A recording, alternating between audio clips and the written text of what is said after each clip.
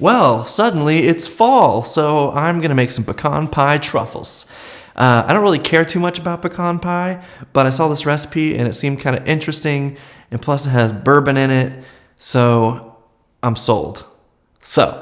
And plus I'm making these for a bake sale thing that's tomorrow. It's a SPIDERDEAD bake sale. I'll post the details in my this. You've seen it already because it's in here. I'm in this box. Surrounded by details. Here's what we need for this recipe.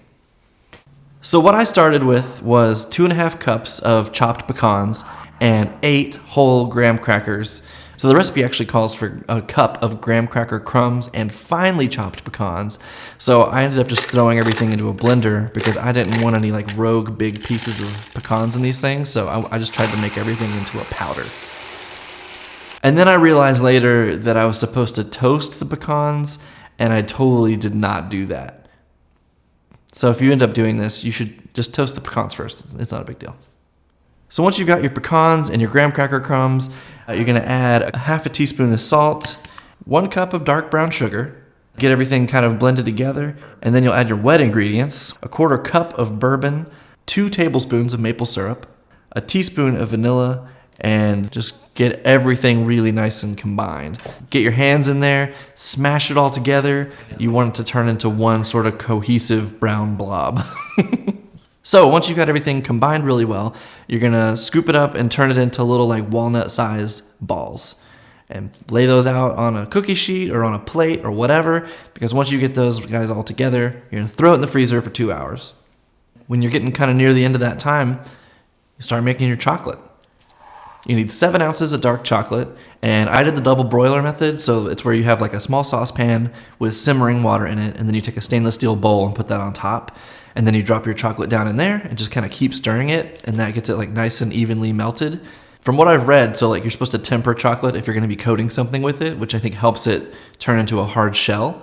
And so the way that you do that is you heat it to a certain temperature, 115 to 120, and then you take it off the heat. And then you take still unmelted, like solid pieces of chocolate and start tossing those in and mix it in. So like, I guess that's what tempering is. I haven't really I don't know a lot about cooking.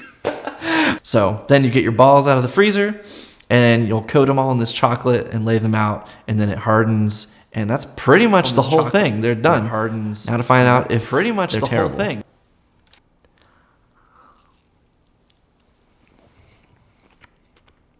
Okay. Actually, they're pretty good. And this has been sitting out for a little while. And the chocolate's holding together really well. But yeah, I mean, it tastes a lot like pecan pie, but in a good way. Like there's no, I never really liked the big nutty chunks in a pecan pie. Like pecan pie feels kind of like weird and disgusting to me. But this I can get behind. I really like this. It's just like a nice, even little texture inside, and there's one little nutty bit on top, so I can just like have that, and it's like, okay, that's good enough. I can confirm that this is a nut-based thing, and that's it. So I think I prefer these a lot better to actual pecan pie. So okay, so now you do it, but you remember to toast the pecans and let me know if it's better. I'll tell you if it's better. It's probably better, but try it and let me know. All right. See you tomorrow.